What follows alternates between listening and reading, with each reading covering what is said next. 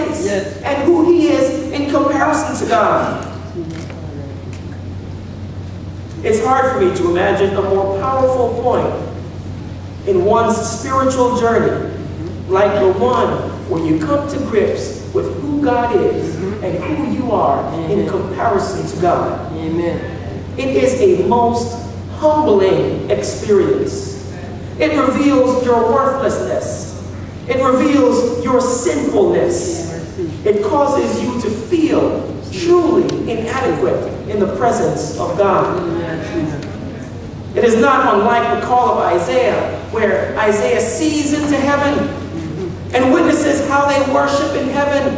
And when he compares that to the way that he attempts to worship, he is awed by it and says that, "Woe is me, I am undone, for I am a man of unclean lips, and I dwell in the midst of a people of unclean lips, for my eyes have seen the King, the Lord of hosts." He is undone. There is a great sense of humility that's triggered when you understand who God is. Amen. When Simon Peter saw it, he fell down at his knees, verse 8 says, at Jesus' knees, saying, "Depart from me, for I am a sinful man."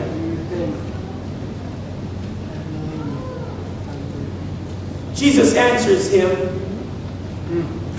and said unto Simon, "Fear not." Oh, yes.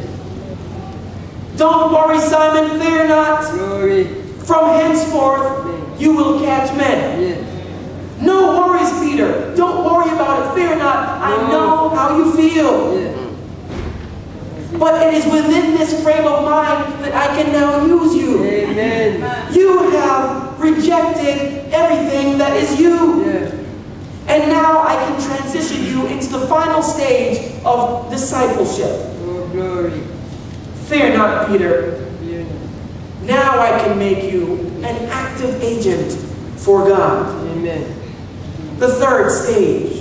You become an active agent for God by accepting a call or an invitation from God to go and seek and save lost souls for Him.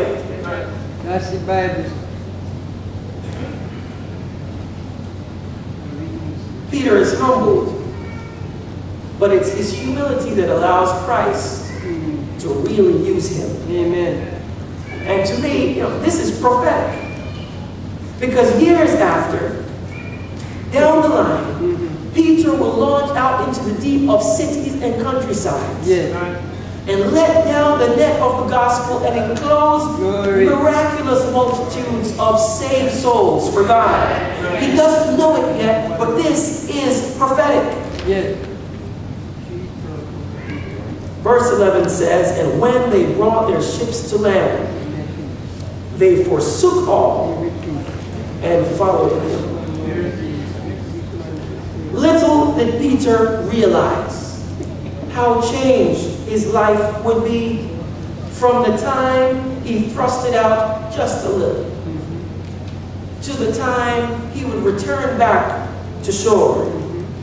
How changed his world, I think, had to be at that point. That familiar shoreline that he had come to all the time must have seemed so different now, because he was going to step off this ship. He made up in his mind, that is it. I'm going to quit. There's no more fishing for me. I'm going to catch men. And this shoreline was the last time he would see it quite in this way from his ship. Now he would be on Jesus' ship and follow him wherever he went. He gives up everything to commit himself to Jesus as a disciple. You must give up everything to commit yourself to Jesus as a disciple. Just the night before, he had toiled, utilizing all the experience he had in an occupation he knew inside and out. Yet he netted no fish. He returned to land that morning empty, having toiled in vain with nothing to show for his efforts. But now, the one man who had no earthly possessions, would, through Peter's faith, provide Peter with a bounty of fish such as he had never seen in all his years of fishing. Such a blessing was poured out upon Peter and his friends that his ship failed under the weight of that blessing, and there was not room to receive it. He left that shore empty, but did so with faith, giving everything he had to God, though he expected nothing from Christ. He surrendered everything, and he returned full in ways I am unable to describe in words. Brethren, how precious is our time with Jesus out in the deep. How precious is our time when we let him come in and allow him to guide our lives. Peter's development is a perfect example for us to follow. We have observed the power of God in this church and out of it. We can facilitate God's reaching others by giving over some part of our lives to Christ. We can be involved as we facilitate the real change in the lives of others. And when we get to the point where we humble ourselves completely before God, we can become an active agent in the saving of souls. Whatever stage you find yourself in today, make no mistake about it, you are a disciple of Christ.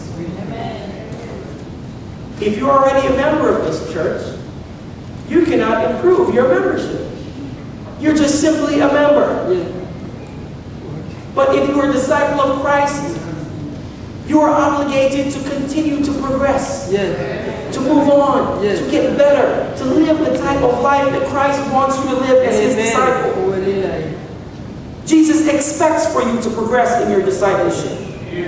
Following his humbling experience upon seeing the glories in heaven, Isaiah hears a voice. He says, "And I heard a voice of the Lord saying, Whom shall I send? And who will go for us? Then said I, Here I am, send me." When the Lord calls you to commit to the stage you are in, what will you say to him?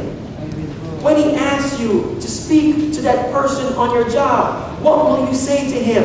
When he asks you to return to AYS so that you can observe the power of God, what will you say to him? When he asks you to come to prayer meeting, when he asks you to go to the mission and help Sister Chisholm, when he asks you to go to the Revelation seminar happening later in the year and help out there or participate, what will you say to him? When he asks you to commit yourself to him, what will you say? I'll tell you what I have already said. Lord, here I am. Send me. I will tell you, as I've shared with my father before, the part I